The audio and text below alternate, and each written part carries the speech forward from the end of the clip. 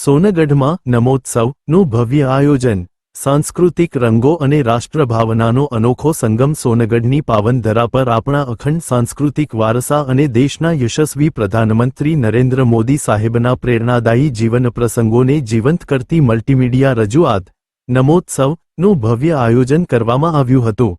આ કાર્યક્રમ જાણીતા સાહિત્યકાર સાઈરામ દવેના પ્રેરક સાનિધ્યમાં યોજાયો હતો. કાર્યક્રમ દરમિયાન ઉપસ્થિત મહાનુભાવોએ હાર્દિક સ્વાગત કરી આયોજકોને શુભેચ્છાઓ પાઠવી હતી. સંગીત, દૃશ્ય શ્રાવ્ય રજૂઆત અને રાષ્ટ્રભાવનાના સંગમથી આ આયોજન માત્ર એક સાંસ્કૃતિક કાર્યક્રમ પૂરતું નહોતું, પરંતુ રાષ્ટ્રનિર્માણના સંકલ્પને નવી ઉર્જા આપતું અને યુવાનોમાં પ્રેરણાનું બીજ વાવતું અનોખું અવસર સાબિત થયું.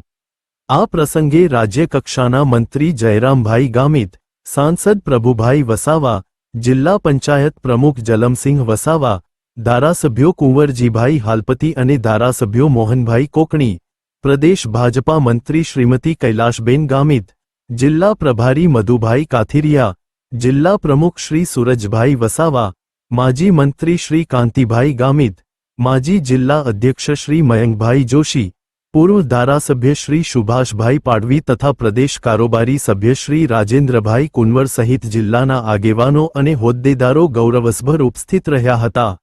નમોત્સવ દ્વારા સોનગઢની ધરતી પર સંસ્કૃતિ અને રાષ્ટ્રભાવનાનો અનોખો સંગમ સર્જાયો હતો, જેને ઉપસ્થિત લોકોએ ઉત્સાહભેર વધાવ્યો હતો.